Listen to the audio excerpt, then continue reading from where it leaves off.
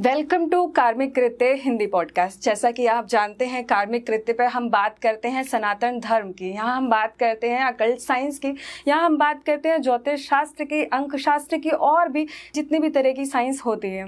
इसी तरह जैसे कि हम आपके लिए नए नए गेस्ट लेकर आते हैं, बहुत से ऐसे लोग लेके आते हैं जो सनातन धर्म के बारे में बात करते हैं, कुछ ऐसे गेस्ट लेकर आते हैं आपके लिए जो ज्योतिष शास्त्र के ऊपर बात करते हैं और बहुत सी ज्ञान हमें देकर जाते हैं। इसी तरह एक गेस्ट आज हमारे साथ जुड़े हैं। हमारे साथ जुड़ी हैं प्रियमयी गुरुमा, जो पिछले 40 सालों से भगवत गीता का ज्ञान पूरे संसार में बांट रही हैं। वो सभी को भगवत गीता के थ्रू उनको रास्ता, एक तरह मैं आपको कहूँ कि वो जैसे श्री कृष्ण ने अर्जुन को रास्ता दिखाया था ना, इस टाइम वो श्री कृष्ण का काम कर रही हैं, लोगों को रास्ता दिखाने का काम कर रही हैं, उन्हें संबोधित कर रही हैं कि उनको जीवन में क्या करना चाहिए और कैसे निकलना चाहिए।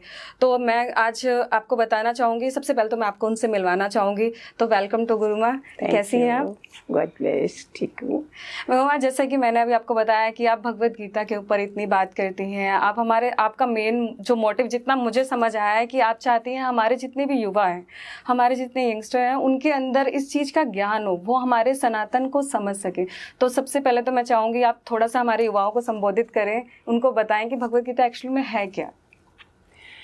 भगवत गीता ही हमारा ग्रंथ है जिसमें उपनिषदों का, वेदांतों का, वेदों का सबका सार बीच में एक गीता में आ जाता है। और उसमें से हमें 18 अध्याय जो गीता का सार है उसमें पता चलता है शुरुआत कैसे करनी है। विषाद युग है पहला, फिर एंड में हमें मोक्ष का रास्ता भी है उसमें। तो इस गीता के ज्ञान में हमें जहाँ जीना कैसे है, चलना कैसे है, कठिनाइयों की परिस्थितियों में कैसे निकलना है, सब कुछ सारा सार है उसके बीच में हमारे जीवन में अपने को विकसित करने का। ओके गुरुमा, जितना मैंने भगवत गीता को समझा और पढ़ा है, मैं ये नहीं कहूँगी मैं उसमें एक्सपर्ट हूँ, ऐसा कुछ है, लेकिन हाँ थोड़ा बहुत जितना पढ़ा है, वहाँ पर जो श्री कृष्ण है वो अर्जुन से सिर्फ कर्म की ओर ध्यान देने के लिए कहते हैं कि हर बात में कहते हैं कि आप अपना कर्म कीजिए। आप इस संसार में अगर आपका जन्म हुआ है तो किसी न किसी कर्म के कारण हुआ है। और कहीं ना कहीं भगवत गीता का सार भी मुझे ये समझ आता है कि कर्म ही प्रधान है। आपके जीवन में कार्मिक होना, जैसे कि हमारे चैनल का नाम भी है कार्मिक कृत्य, कर्म करते रहें, तो कर्म का करना कितना ज़रूरी है। भगवान कृष्ण ने खुद भी अर्जुन को बोला, देख अर्जुन, मैं भी कर्म कर रहा होता हूँ, मैं अगर बैठ गया तो दुनिया भी बैठ जाएगी। तो कर्म का होना ही जरूरी है। आलसी लोगों को देखो, उनकी प्रोग्रेस नहीं होती है, कर्म को छोड़ के बैठते हैं। तो कर्म का होना मानना, उसके बिना तुम जी ही नहीं सकोगे ना। आपको सुबह उठना भी है, नहाना भी है, नित्य कर्म भी करना है, काम भी करना है, जहाँ रोजी रोटी के लिए कमाना भी है, सब काम, सब में कर्म आता है ना। उसके बिना क्या है। तो इसके बीच में हम कईयों को बोलते हैं सारा टाइम तुम राम राम थोड़ी जपोगे। Work is worship. तुम आए, सुबह हाथ जोड़े, यू कांट बी सिटिंग। आज के टाइम नहीं है हमारे पास। कलयुग में बहुत छोटे छोटे वो बनाए हैं इन चीज़ों के लिए, मंत्र शॉर्ट कर दिए। शास्त्र जो छोटी गर्भ गीता है, ज्ञान गीता ज्ञान है, सब छोटी छोटी चीज़ों में आ रहा है अभी कि तुम जल्दी से। रामायण देखो 108 मन का छोटा सा पतला, हनुमान चालीसा छोटा सा, जिसमें हम ज़्यादा टाइम ना लगा के हम इसको कर सकें, पढ़ सकें। उनको बनाने के लिए भी हमारे पास सब कुछ दिया गया है। तो जैसे कि भी आपने बताया कि कर्म करना कितना ज़रूरी है, उसमें से आपने बताया कि कलयुग में सब चीज़ें इन शॉर्ट फॉर्म में आ गई, चाहे वो हमारी गीता हो, गीता भी अलग अलग तरीके की गीता आ गई है। रामायण आपने हमें बताया कि हनुमान चालीसा के फॉर्म में हम इजिली भगवान को कैसे याद कर सकते हैं। तो मैं इसी में आपको पूछना चाहूँगी, मैंने भगवत गीता तो सुनी है, लेकिन आपने बोला कितने तरीके की गीता है, कितने तरीके की गीता है? कितनी तरीके की गीताएं हैं। मैं भी हैरान हुई थी, मुझे भी एक ही गीता पता थी। जब इस रास्ते में आ जाते हैं तो हम आगे आगे बढ़ते जाते हैं। There is a Guru Gita, there is a उदो गीता, जम गीता, अष्टावक्र गीता, भागवत गीता। एक ये गीता है, एक भागवत गीता। दोनों में अंतर है सब चीज़ों में। तो मैंने जब देखा कि ये तो आगे पता नहीं और कितनी होंगी जो मुझे पता नहीं है, जितनी मैंने पढ़ी है तो मैं तो पागल होगी कि देखो कहाँ हम एक गीता में अटके थे, जहाँ आगे देखो क्या क्या मिलता है। तुम शुरू करो एक सीढ़ी तो आगे बढ़ते ही जाओगे। तो इतनी गीताएं हमें पता चला। जैसे आपने बताया इतनी प्रकार की गीता है, तो ऐसे ही गीता के अंदर से एक छोटा सा मैं बताना चाहूँगी, एक छोटी सी गीता जो मैंने भी पढ़ी है, इतना डीप में नहीं पढ़ी है, मुझे जितना समझ आया है मैं आपसे उसके बारे में पूछना चाहूँगी कि गुरुमा ये गर्भ गीता क्या है, इसके अंदर क्या है? गर्भ गीता में अर्जुन ने पूछा हुआ है, अर्जुन वाज द मेन, वो अर्जुन बना क्यों, क्योंकि उसने क्यों ही करा हुआ है, क्वेश्चन करे हुए हैं। इसलिए हम बोलते हैं सत्संग में जाओ, कहाँ भी जाओ तो क्वेश्चन करो, जैसे जैसे डॉक्टर को बीमारी बताते हो ना, ऐसे वहाँ क्वेश्चन करो। तो वो है अर्जुन जिसने लॉर्ड कृष्णा को हमेशा क्वेश्चन करे, और उससे वो पहले गीता दूसरी बनी भागवत गीता, फिर गर्भ गीता, की गर्भ में हम आते क्यों हैं, हमारा जन्म क्यों होता है, ये पहला क्वेश्चन है गर्भ गीता में। तो फिर उसमें आगे भगवान कृष्ण ने उसको आंसर दिया हुआ है कि लोग मेरे से प्रीति ना करके विषयों में प्रीति रखते हैं, संसार की चीजों में प्रीति रखते हैं, जिस कारण से उनको बार बार गर्भ में आना पड़ता है। तो जैसे अभी आपने बोला कि गर्भ में इंसान भगवान से ना प्रेम करके लोगों से प्रेम करता है, संसारिक चीजों से प्रेम करता है, जिस कारण उसको बार बार जन्म लेना पड़ता है। तो गुरुमा, आप इसका कोई हल तो होगा, इस आवागमन से हम किस तरह निकल सकते हैं? उसका हल जब हम त्याग और वैराग में आते हैं। वैराग हमें नहीं आता, वैराग का होना बहुत जरूरी है। राम भगवान को वैराग आ गया था, 14 साल के थे वो, तो उनके कुल गुरु जो वशिष्ठ थे वो पागल हो गए थे कि उन्होंने, दशरथ ने वशिष्ठ जी से पूछा कि क्या किया जाए, तो कमरे से नहीं निकलता है। तो देखो, वैराग आने के लिए भी पुण्य कर्म चाहिए। तो उनके कुल गुरु जो वशिष्ठ थे, उन्होंने बोला दशरथ, इसके बहुत पुण्य जन उभरे हैं जिसके कारण इसको वैराग आ रहा है यंग एज में। तो हमें इतना कुछ हमारी जिंदगी में हो रहा होता है लेकिन वैराग नहीं आता।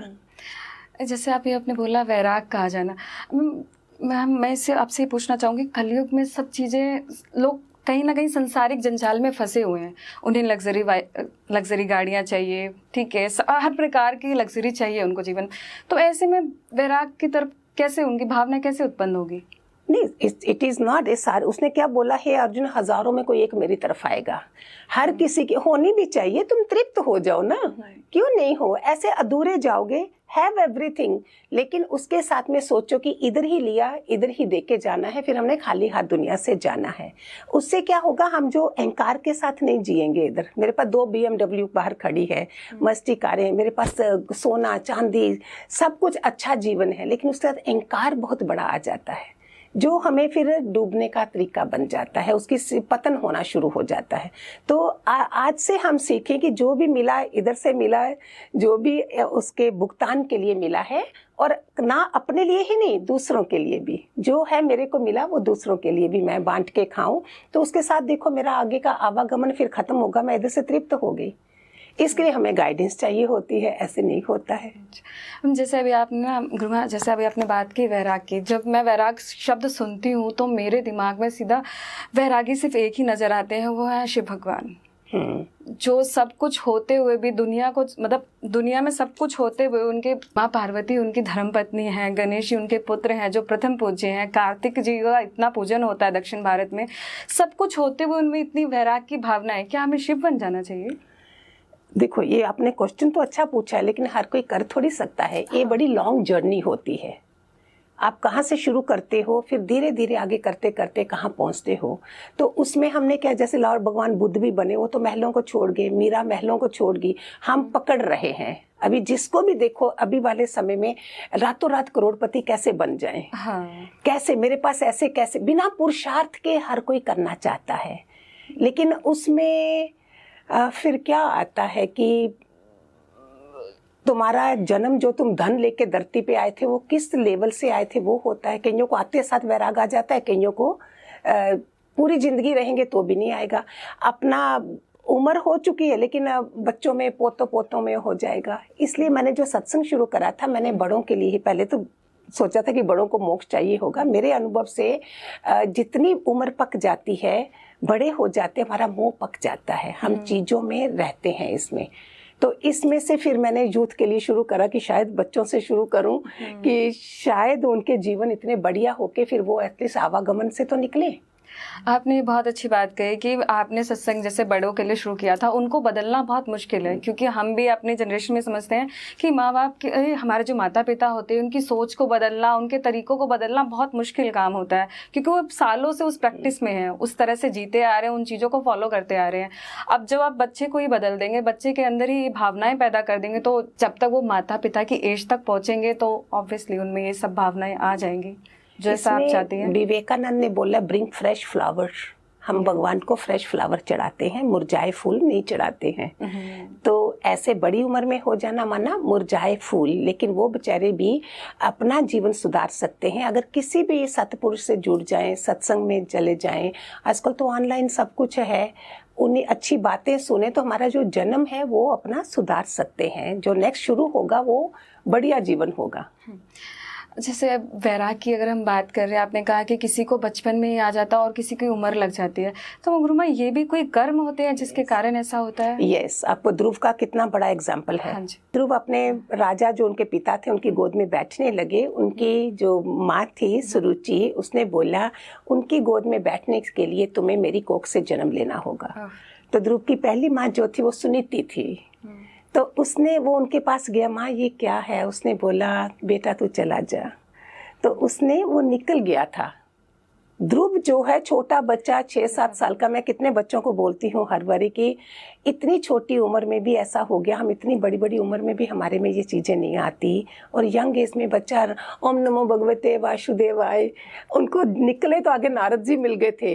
आप मानोगे नहीं, लक्ष्मी उसके जो खाना देखा बच्चा घर से निकल गया, नारद जी ने उनको इतने लालच दिए, बेटा चला जा, तेरी उम्र नहीं है, तेरी खिलौनों में खेलने वाली उम्र है, लेकिन तू क्या कर रहा है वो नहीं मानना था कि सच क्या है वो जानना है। मतलब ध्रुव इतने बचपन में उनके अंदर वैराग उत्पन्न हो गया था।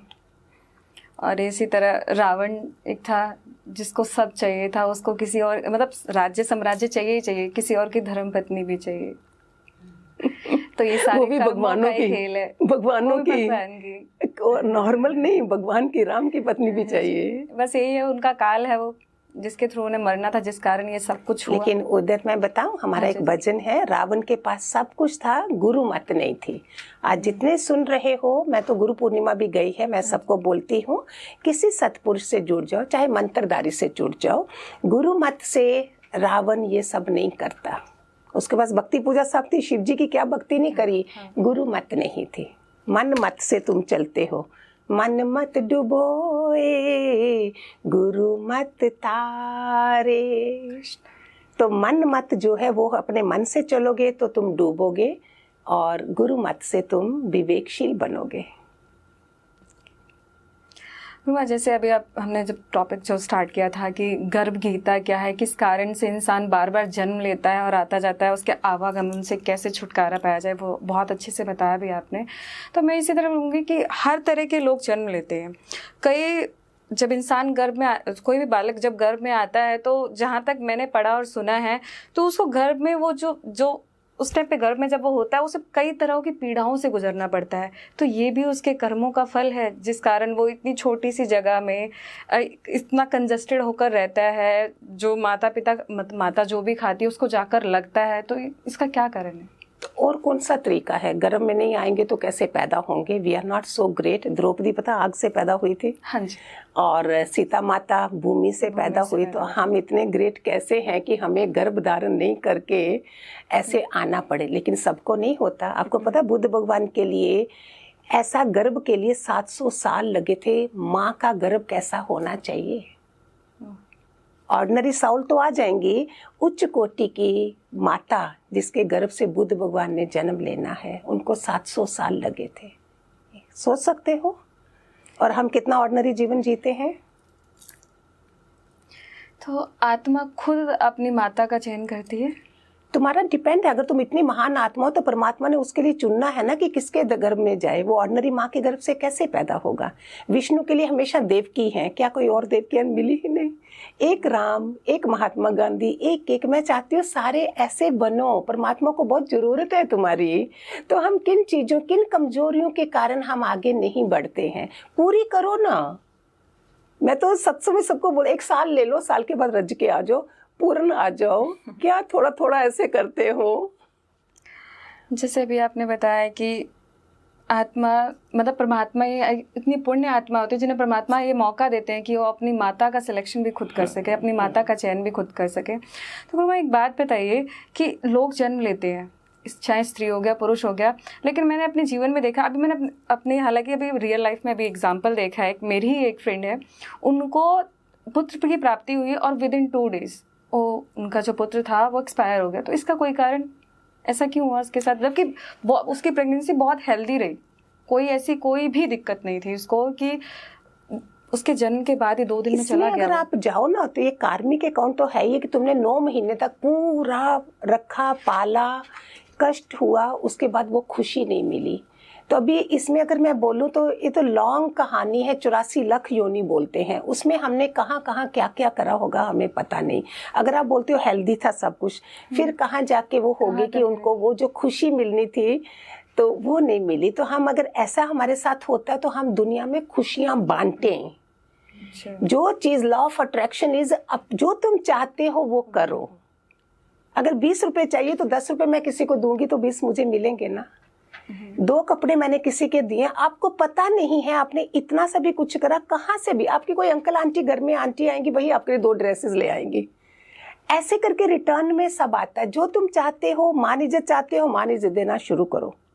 खुशियां दोगे तो खुशियां आएंगी, नहीं तो स्माइल ही नहीं है फेस पे। देना शुरू करो अभी। तो गर्भ गीता के अनुसार जो भगवान कृष्ण ने अर्जुन को जवाब दिया है, इसका उत्तर दिया है कि पुत्र क्यों मर जाते हैं बच्चे जो यंग एज में, तो उसमें हमने किसी की अमानत ली होती है, अमानत देते नहीं है तो उसमें पुत्र का देहांत हो जाता है।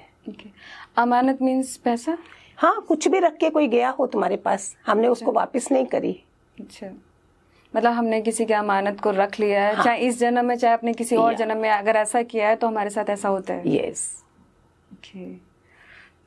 इसमें एक यही एग्जाम्पल नहीं है, एक बढ़िया से बढ़िया एग्जाम्पल और भी है कि जब तुम ये मानते खा लेते हो, दूसरे का हक खा लेते हो, उससे क्या होता है। 2 दोस्त थे, दोनों गांव से शहर की तरफ गए कि पैसा बनाने के लिए। दोनों ने खूब पैसा बनाया।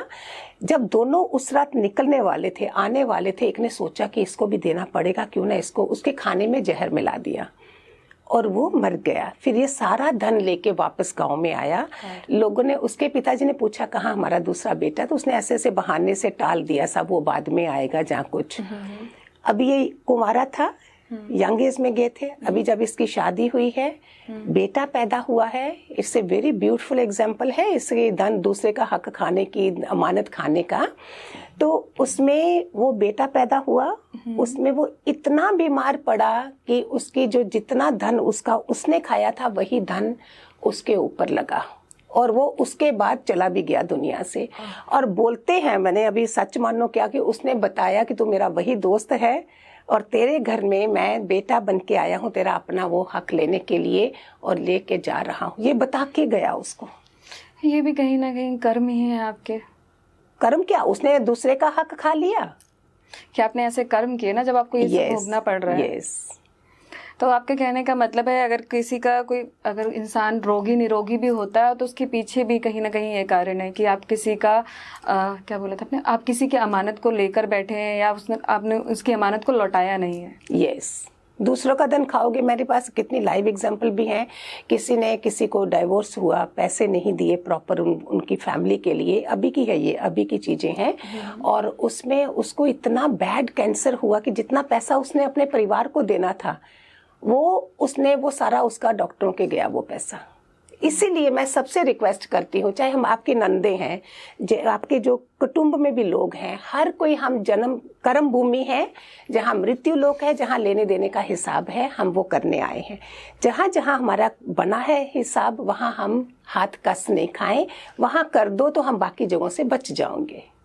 कितना बोलते हैं, नंदे घर आए तो दूध पिलाओ ताकि तुम्हारे उनकी अच्छी प्रमोशन हो, तो नहीं कस खाओ, क्या जाता है। आपने बहुत अच्छी बात कही है कि आपकी नंदे घर आए तो उनकी आओ भगत करो। आजकल तो लोग हाथ जोड़ लेते हैं कि नहीं, बुआ आ रही है तो बस रहने दो, 2 दिन आए और चली जाए। जैसे राखी टीका पे भी कोई आए है तो आप क्या करो, भाई भाभी बेचारे सोचेंगे छोटी बहन नहीं लेना, लेकिन उनके बच्चे तो है ना, आप उनके बच्चों को तो किसी बहाने से लौटा सकते हो। नहीं तो बोलेंगे आ गई मुसीबत, ननद आ गई, भाभी ने भी 4-5 हज़ार रख दिया, किसको देना है, वो मुसीबत बन के हो जाता है। हम क्यों करें, हम लेना देना ऐसे हिसाब क्यों नहीं खुशी से करें, तुम भी दो वो भी दे रहे। इन शॉर्ट मेरे को इसमें ये समझ आया कि आपको देना सीखना चाहिए।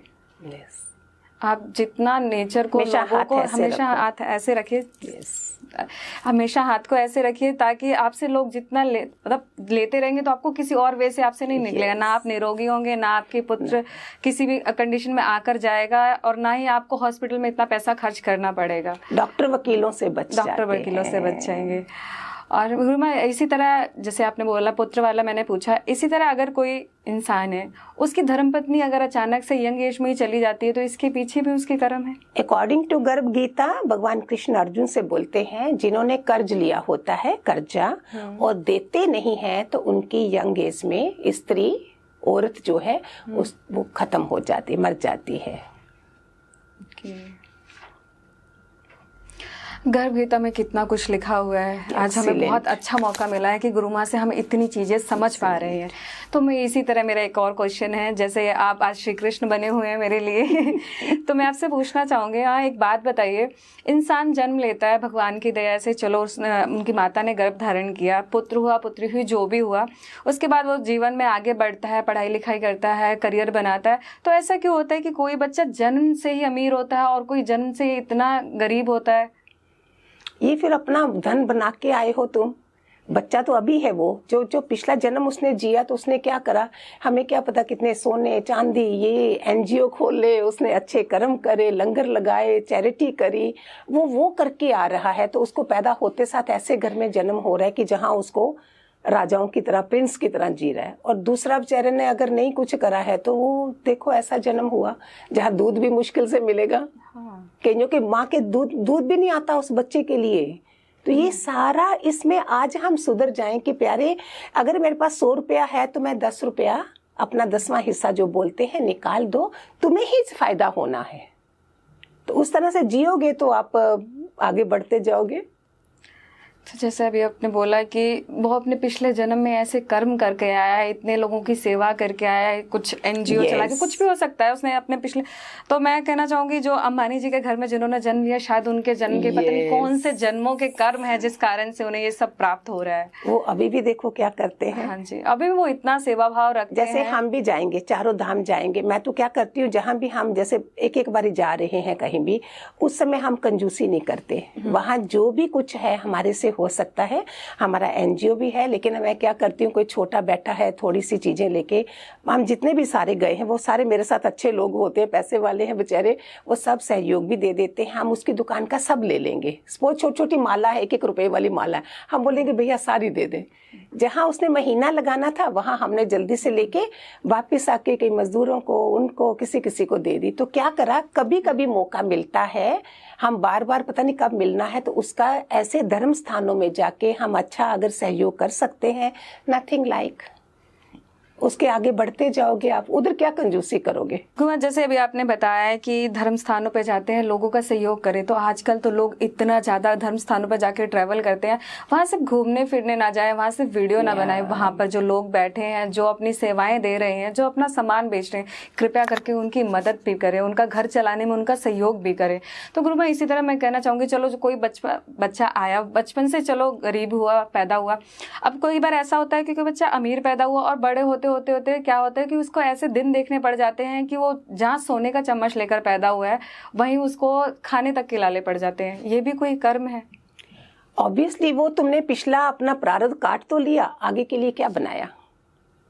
आगे के लिए बनाने के लिए हमें रोज हमारे सनातन धर्म में क्या है, गाय को, कुत्ते को, सब बनाया हुआ ना, ऐसे सीधे आप ग्राई मुंह में नहीं डालते हैं। We thank you God and then we leave for 5 तत्व जो है वो सब रखते हैं। बहुत अच्छी हमारी संस्कृति है जिसमें हमारी प्रोग्रेस हो सकती है, हम रोज आगे आगे बढ़ सकते हैं।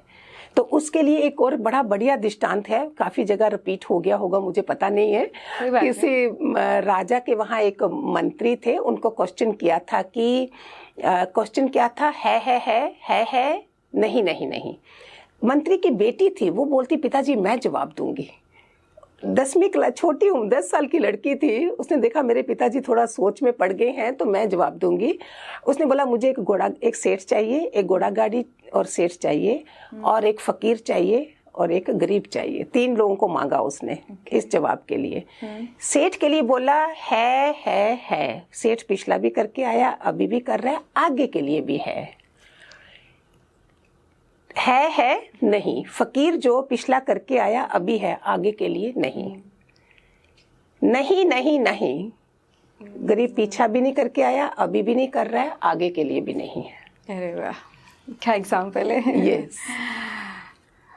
तो इसमें सीखना क्या है कि हमें अगर 2 दाना चीनी भी या चावल हम भिखारी भी शुरू कर देता है, करते हैं, कई बड़े अच्छे संस्कारों वाले होते हैं। आप गरीबों को देखो, उच्च कोटि की आंख भी होती है, फील भी करते। But if you start doing something, instead of लेना ही लेना सीखोगे तो क्या करोगे, देना शुरू कर दो। ये तो हो गया जो अमीर आए हैं जीवन में। अब गुरु मैं एक बात बताइए, चलो हमारे जो भी पुराने कर्म रहे हो, हमने जैसा भी किया हो, इस जन्म में हम गरीब पैदा हुए, अब हम चाहते हैं इस देश दुनिया संसार की सारी चीज़ों का पालन करना, उनको सब चीज़ों भोगना चाहते हैं। मतलब एक टाइप का कोई हमारे जैसा है जो चाहता है, मेरे जैसा है जो चाहता है कि मैं संसारिक जीवन को ढंग से जीऊँ, भौतिक चीज़ों की प्राप्ति करूँ। तो इसका कोई रास्ता है कि जो गरीब पैदा हो हमारे ऋषि मुनियों ने इतनी मेहनत करी हुई है, 18 पुराण लिखे हुए हैं, वेद हैं, उपनिषद हैं, सब चीजों का ज्ञान उन्होंने दिया है हमें। उसमें क्या नहीं है, मंत्रास हैं, तपस्या है। अभी जैसे चतुर्मास चल गया, गुरु पूनम के बाद शुरू हो गया, और विष्णु जी चले गए अपने उधर बलि जी के उधर, और सौंप गए शिव परिवार को।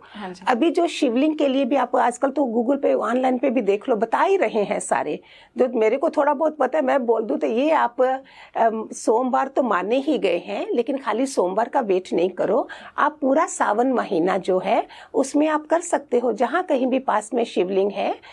कई लोग तो घरों में भी रखते हैं, दैट इज मोर इजी, वो भी आप कर सकते हो। जो मंदिर तक नहीं जा सकते हैं उनके लिए बहुत आसान तरीके वो भी हैं। आप जाके सब कुछ बताया, तिल और दूध में चढ़ा के करो तो आपकी जो अकाल मृत्यु टल जाती है। ऐसे वाली नॉलेज सब जगह है, आप ढूंढेंगे तो मिल जाएगा। शहद चढ़ाइए तो थोड़ा अच्छा, पंचामृत में जिसमें सब कुछ आ जाता है वो भी चढ़ाइए। गन्ने का जूस बोलते हैं वो चढ़ाइए। चने की दाल भी है जो बृहस्पति का इतना महान माना गया, बृहस्पति चाहिए हमें फैमिली परिवार के लिए, वो उसके लिए वो भी है। क्या नहीं है, शुक्रवार और सोमवार तो बोलते हैं कि वाइट चीजों का, दूध का, दही का, वो पंचामृत पूरा बना के करो। तो भोलेनाथ हैं, बोलते इतना सा करो, पता नहीं क्या क्या दे डालते हैं। और दूसरा मैं आपको बोलती हूँ, एक नारियल होता है सूखा खोपरा, सूखे खोपरे को थोड़ा सा काट के उसमें पीसी हुई चीनी डाल दो। अच्छा। और सारे परिवार वाले अपना हाथ लगा के उसको, अभी तो बारिशों के दिन है शायद थोड़ा मुश्किल लगे, अगर जहाँ सूखी जगह है वहां दबा दीजिए। आपने लाखों लोगों के लिए लंगर लगा दिया चींटियों के लिए। एक ही बारी कर रहे हो, then repeat it if you want. आप कर सकते हो।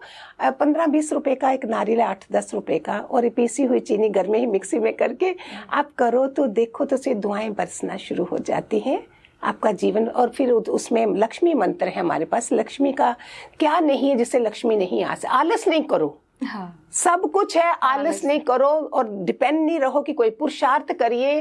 पुरुषार्थ वाला प्रारब्ध को पीछे छोड़ देता है, बाकी सब है। आप जाइए देखिए क्या नहीं है, करना शुरू कीजिए।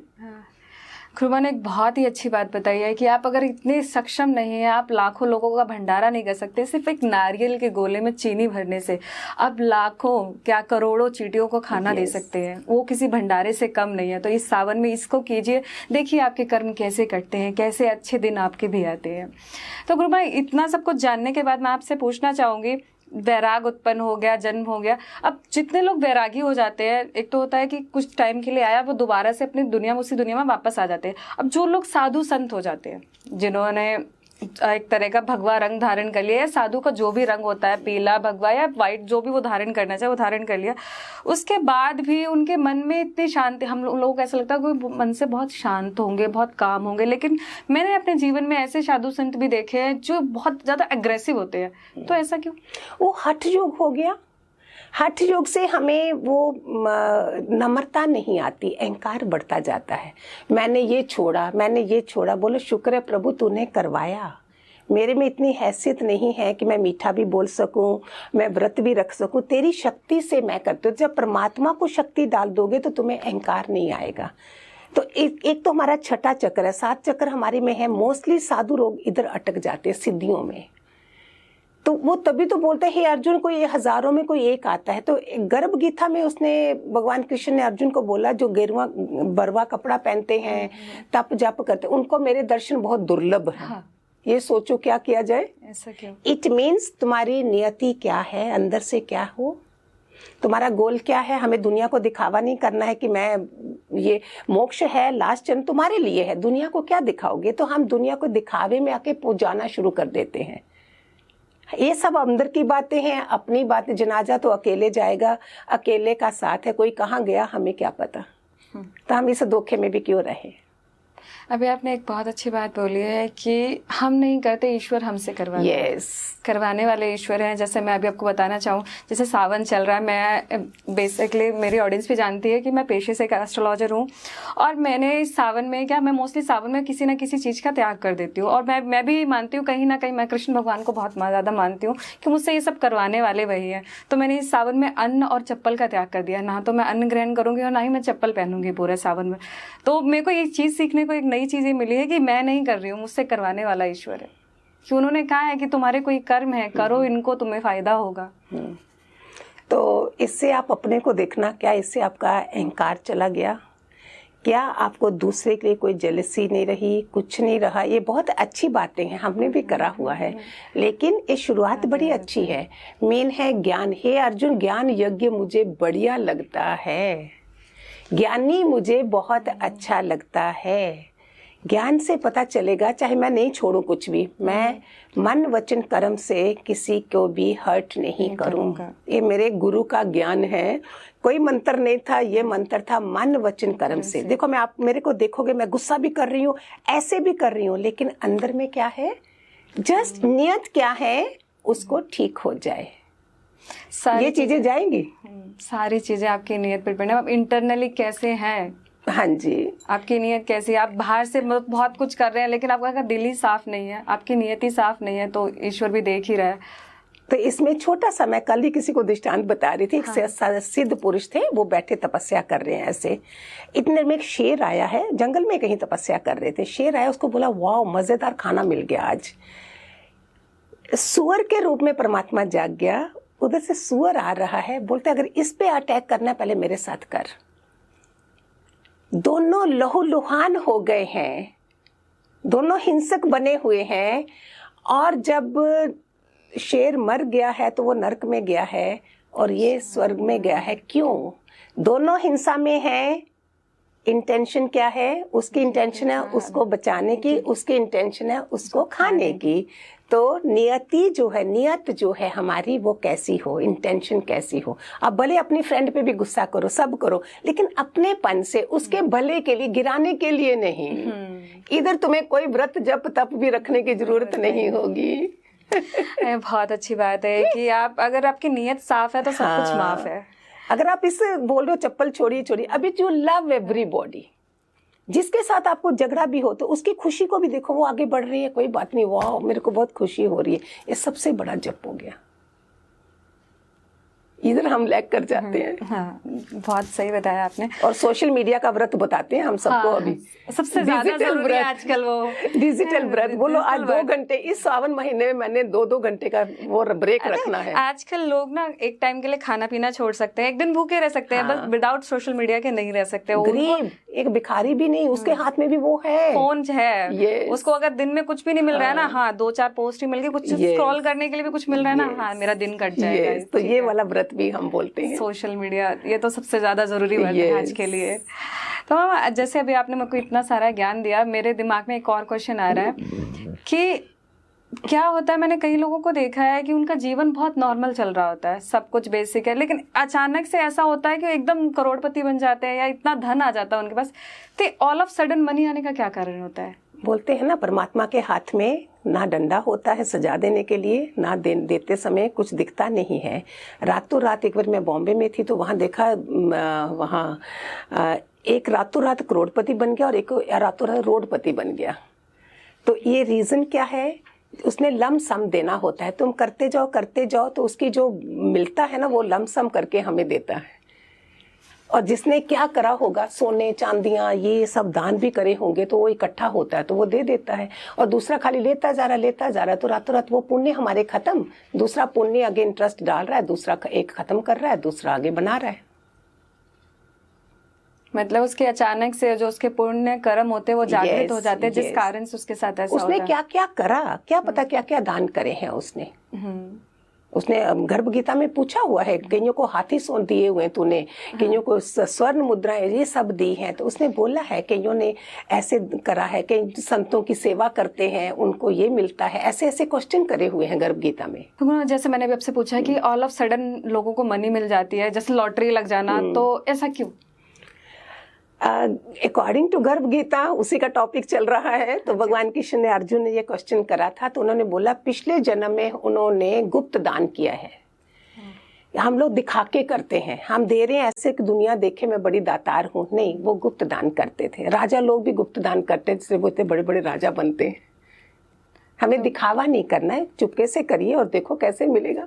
अभी आपने जैसे गुप्त दान की बात की, अब इस टाइम इस जनरेशन में जिनको जानते, जिनका नाम मैंने बहुत सुना है कि आजकल बॉलीवुड सेलिब्रिटीज़ वगैरह हो गए, नेता अभिनेता हो गए, बहुत से लोग दान करते हैं, लेकिन श्री अमिताभ बच्चन जी एक ऐसे हैं जो हमेशा दान करते हैं, बट हमेशा वो सोशल मीडिया को दिखा कर नहीं करते हैं कि मैंने 25 लाख दिए, 25 करोड़ दिए या 100 करोड़ दिए। दान जरूर जाता है बट उनका इन पब्लिक नहीं होता है इतना, तो कहीं ना कहीं वो अपने अगला जन्म सुधार रहे हैं। Yes, good learning from our this celebrities. Celebrity से भी लोग बहुत कुछ सीखते हैं, वो जैसा करते हैं सामने वालों के ऊपर बहुत इम्पैक्ट करती हैं वो सब चीजें। तो अब अमीरी गरीबी हो गई, जन्म मरण हो गया, आश्रय का आवागमन हो गया, अब सुख दुख क्या है माँ? सुख है तुम्हारे पास खाने को भी नहीं है और तुम सुकून में बैठे हो, एक सुख वो है। कई लोग सुख ढूंढते हैं कि 10 कमरे हैं, 10 एसी हो जाएं, 10 कारें हैं, सब हैं, फिर भी एसी में भी तुम्हें गर्मी लग रही है, तुम शांत में नहीं हो। सुख है कलयुग में सिर्फ नाम अदारा बताया हुआ है, सिर्फ नाम अदारा। जिसने नाम पकड़ लिया, क्योंकि कलयुग में इतनी अट्रैक्शन है कि उसमें हमें बहुत कम टाइम मिलता है अध्यात्म की तरफ अपना कमाने के लिए धन, लेकिन इसमें एक माला नाम का जब करा हुआ 10 माला के बराबर है। इतना फायदा है कलयुग में। जो लोग बुरा बोल रहे हैं ना, इससे एक्सीलेंट टाइम जिसमें हम अपने हर चीज़ को बढ़ा सकते हैं। सतयुग में हमारे पास अट्रैक्शन नहीं थी तो हम राम राम जप रहे हैं, माला जप रहे हैं ऐसे करके, अभी हमारे पास कितनी अट्रैक्शन है। तो कलयुग में जितना जप तप है जो सब है, इस बहुत फलित होता है। जैसे भी आपने बोला कि कलयुग में सिर्फ नाम आधार है, मतलब राम का नाम ही लेना काफ़ी है। अगर आप कलयुग में इतना अट्रैक्शन है, हर तरफ से हर चीज़ आपको अपनी तरफ खींच रही है, चाहे वो किसी का लग्जरी लाइफ हो या आप किसी भी तरह से, मतलब भोग की सब वस्तुएं हमें अपनी तरफ खींचती हैं। लेकिन उस टाइम पे आप अगर राम नाम भी लेते हैं, आप जिनको भी मानते हैं उनका नाम भी लेते हैं, तो वो भी आपका बेड़ा पार कर सकते हैं। गुरुमा, जैसे मैंने अभी आपसे पूछा मेरी गरीबी तो पूछ लिया, लेकिन ना अभी मेरे को जितना समझ आता है कलयुग में सबसे ज़्यादा अगर कोई इंसान अमीर है ना, तो अगर वो स्वास्थ्य से अच्छा है, अगर वो निरोगी है तो वो अमीर है। तो अगर मैंने बहुत से लोग देखे हैं जिनको जीवन भर कोई बीमारी नहीं होती, तो ऐसा क्यों? जिन लोगों को, क्या आपने क्वेश्चन करा कि वो निरोगी काया रहती है, इसको बहुत बड़ा सुख बोलते हैं निरोगी काया का होना, हेल्थ इज वेल्थ बोलते हैं। तो इसमें उन्होंने जिन्होंने परोपकारी कार्य करे हैं, जिन्होंने भगवत कार्यों में सहयोग दिया हुआ है, उनके शरीर हमेशा निरोगी रहते हैं। वो सेल्फलेस वर्क हो गया। और जहाँ तुम सेल्फिश से कर रहे हो कि मैं इसका कर रहा हूँ, इसका फायदा होगा, वो वहाँ सकामी कर्म हो गया, ये निष्काम हो गया। मैम, जैसे आपने बता दिया कि निरोगी काया कैसे प्राप्त होती है, तो इसी तरह मैंने कई लोग देखे जो बचपन से ही रोगी है, उनका पूरा आजीवन निकल जाता है, उन्हें कोई ना कोई रोग बना ही रहता है, तो वो कौन से कर्मों को भोग रहे हैं? जो लोग कन्या दान करते हैं और उनसे धन लेते हैं, दहेज लेते हैं, वो ज्यादातर रोगी रहते हैं। आपके कहने का मतलब है कि अगर कोई माता पिता कन्यादान कर रहे हैं, उनसे जो लड़के वाले धन लेते हैं, हाँ जी, वो अगले जन्म में जाके रोगी इसको दहेज बोलते हैं, डाउरी, जिसमें डाउरी डेथ कर देते हैं, क्या क्या नहीं होता है, ये उसमें आ जाता है। ओके, तो भाई डॉरी कितना खतरनाक है, आपके इस जन्म में नहीं अगले जन्म में आपको रोगी काया भी दे सकता है। तो इस चीज़ का ध्यान रखिए आप कि आपको जीवन में क्या ज़रूरत है, जितना है उतना पर्याप्त है, इस बात को समझिए आप। गुरु माँ, मैंने आपसे रोगी निरोगी काया का पाप पुण्य पूछ लिया, किस कारण से उनको ऐसा होता है। अब मेरे को ऐसा लगता है कि जो इस जन्म में कई लोग मैंने ऐसे देखे हैं, कई लोगों के बच्चे क्या बड़े होके जैसे वो हो जाते हैं, कई लोगों के बच्चे जो होते हैं अपंग होते हैं। कि अपंग मेरे कहने का मतलब है अंधे गूंगे बहरे, किसी न किसी चीज़ की कमी होती है उनके अंदर। तो उनके किस पाप के कारण उनको इस तरह का जीवन मिलता है? अंधों का तो बोलते हैं कि अगर हम नग्न स्त्री को देखें, अच्छा, ऐसे वालों को, और गुरु स्त्री गमन जाके लोग ऐसे काम भी करते हैं तो वो अंधे होते हैं। लंगड़े होते हैं जिन्होंने गो ब्राह्मण को लात मारी होती है, वो लंगड़े होते हैं। गर्भ गीता में ब्यूटीफुल, आप सब देखो जाके, मैं सारे नहीं भी बता सकूं पॉइंट, तो आप लोग पढ़िए देखिए, सब कुछ है उसमें। तो इस कारण से, किस कारण से क्या हो रहा है, सब भरी हुई है वो गर्भ गीता। तो लंगड़ा बनता है गो ब्राह्मण को लात मारने से, और अंधे बनते हैं नग्न स्त्री को देखने से। नग्न स्त्री पराई स्त्री को देखने से, पराई स्त्रियों का। जैसे अभी हमने बात कर लिया अपंग होते हैं, अगर अपंग होते हैं, और कई लोग होते हैं कि एक होता है मेल फीमेल, एक होता है कि आप किसी और कोई और, जैसे हमारे और भी जेंडर हैं जैसे, जिसमें मेल फीमेल तो हो गए, लेकिन कुछ लोग जिन्हें नापुंसक भी बोलते हैं आपकी भाषा में, सरल भाषा में, तो उनका जन्म किस कारण से होता है? उसमें भी गर्भ गीता के मुताबिक, उसमें जिन्होंने अपना वचन दिया है कि मैं तुम्हारा ये कार्य कर दूंगा, जुबान दी होती है और मुकर जाते हैं बाद में, वो नपुंसक बनते हैं। अच्छा, मतलब आपने किसी को कमिटमेंट दे दिया और वो आप पूरी नहीं करते, उसके बाद ऐसा होता है। अब जैसे मैंने बोल दिया अपंग जितने भी लोग होते हैं उनके पीछे उनके किन पापों के कारण उनके साथ ऐसा होता है। अब ये तो हो गया जिन लोगों को जन्म मिल गया। अब मेरे दिमाग में हमेशा एक क्वेश्चन बना रहता है कि जो लोग अबॉर्शन कराते हैं, क्या ये अबॉर्शन कराना भी एक तरह का पाप है? ये तो सारा अभी उन्होंने बनाए हुए हैं, ऐसे तो पाप बोलते हैं, बट अभी इतना एडवांस सब हो गया है कि लोग अगेंस्ट भी चले जाएंगे इस क्वेश्चन में, अगर आप मेरे साथ कर रहे हो। लेकिन अगर पाप हो भी जाते हैं इसमें, तो उनका वो भी है, हल भी है कि उन पापों को कैसे हल किया जाए। जैसे एक होता है कि कपल है, ठीक है, उन्होंने गर्भ धारण किया, उनको नहीं चाहिए, उन्होंने अबॉर्ट करा दिया। एक हुआ है कि कोई कपल है अनमैरिड है, उन्होंने गर्भ धारण किया, उन्होंने अबॉर्शन करा दिया। तो ये अलग अलग तरीके का पाप नहीं हो गया? ये तो अति है, वो धर्म के अगेंस्ट है कि before marriage you are pregnant. वो अभी तो क्या करोगे, अभी तो आप देख भी रहे हो, सब कर रहे हो, इसलिए बोलते कलयुग। और आजकल बहुत ज्यादा हो रहा है ऐसा। तो जो बोल रहे हैं 4,32,000 है कलयुग, मैं तो बोलती कुछ सालों का ही होगा, जिस तरह से खेल बन चुका है, जो ये बोल रहे हैं सारा कि बियॉन्ड उसके जा चुका है। तो जो ये बिफोर मैरिज अबॉर्शन होना, ये करना, ये तो बिल्कुल धर्म के अगेंस्ट है।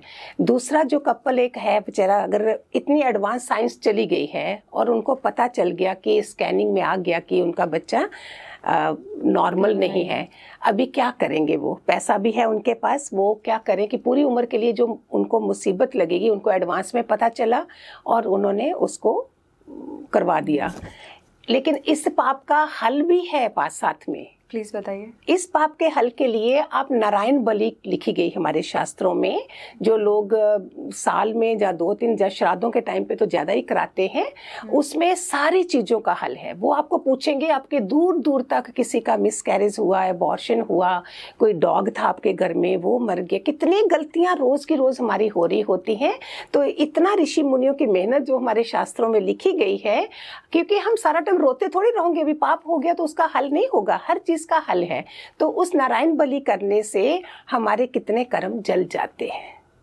नारायण बलि के खुश होना चाहिए। सनातन धर्म में हमारे पापों को जलाने के लिए बहुत कुछ है। हम रोते रोते घुटते क्यों जिए, हमने आगे बढ़ना है। कर्म कर्म बोल के हम कर्मों के पीछे रहेंगे तो हम खुश, आज का दिन खुशी कैसे पाओगे? You don't want to smile, लग जाओ कि सबको पीछे छोड़ दो, तुम आगे बढ़ो। कितना अच्छा संदेश दे रहे हैं आपको कि आप कर्मों को करते रहिए। जैसा कि आप जानते हैं कार्मिक कृत्य कर्मों का चैनल है जहां हम कर्मों से रिलेटेड बातें करते हैं, सनातन धर्म की बातें करते हैं। और गुरु माँ ने आज हमें पूरा का पूरा कर्मों से रिलेटेड इतना अच्छा ज्ञान दिया है कि हमें कुछ नहीं करना इन द सेंस कि हमें खाली नहीं बैठना है, अपने कर्मों पर ध्यान रखें। मतलब अगर आपको कुछ नहीं समझ आ रहा, आप बस क्रियाशील हो जाइए, मतलब गति में आ जाइए, किसी भी कर्म को करना शुरू कर दीजिए, देखिए आपका कल्याण कैसे शुरू होता है। जैसा कि गुरु माँ भी आपने मेरे को बताया, गर्भ गीता से रिलेटेड इतनी बातें बताई हमने आपने जैसे मुझे बताया कि किसी को पुत्र होने के बाद भी उसका पुत्र क्यों चला जाता है, स्त्री होने के बाद स्त्री क्यों चली जाती है। इसी तरह मेरे दिमाग में एक और क्वेश्चन आया है कि अगर कोई स्त्री कम उम्र में ही, मतलब कोई न्यूली वेड है जिसकी शादी अभी हुई है, थोड़े ही टाइम में वो विधवा क्यों हो जाती है? इसमें गर्भ गीता के मुताबिक है कि जो अपने आदमी होने के, अपने पति के बाद भी दूसरे मर्दों की तरफ ध्यान रखती है तो उसको वो बाल विधवा माना, यंग एज में विधवा हो जाती है।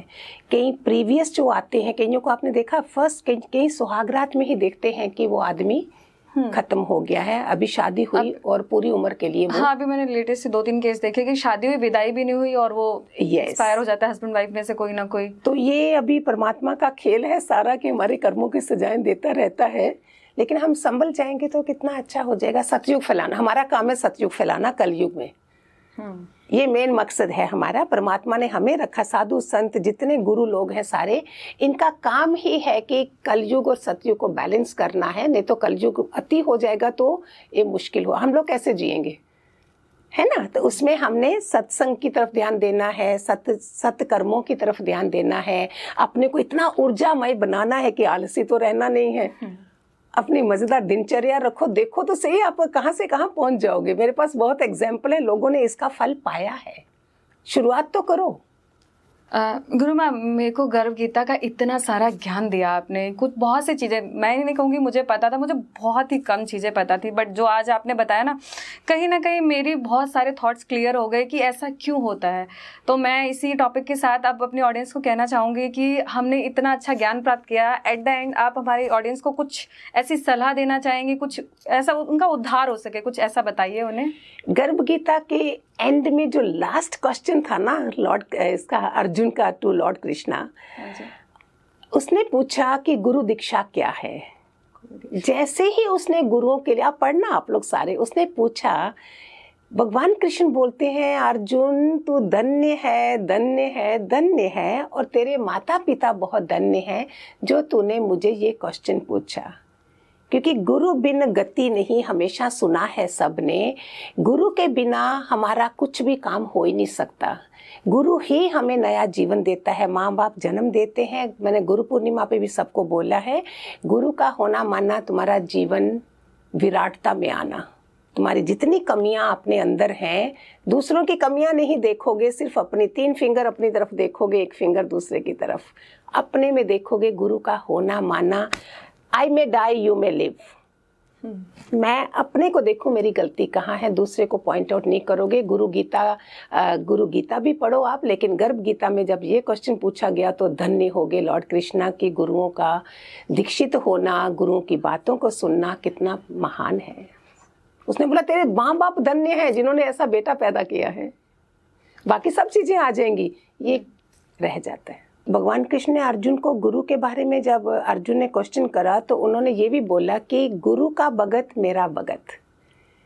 गुरु को इतनी महत्ता दी है भगवान कृष्ण ने कि क्योंकि खुद भी वो गए थे संदीपनी आश्रम, उनके संदीपनी गुरु थे, तो गुरु का होना मानना, गुरु का विमुख होना चंडाल रूप है ये। और गुरु के सानिध्य में भजन गाना, गुरु के सानिध्य में अपने सत्संग करना, वो ज़्यादा प्रफल वो हो जाता है, फल जाता है। और भगवान कृष्ण बोलते मुझे बहुत खुशी मिलती है।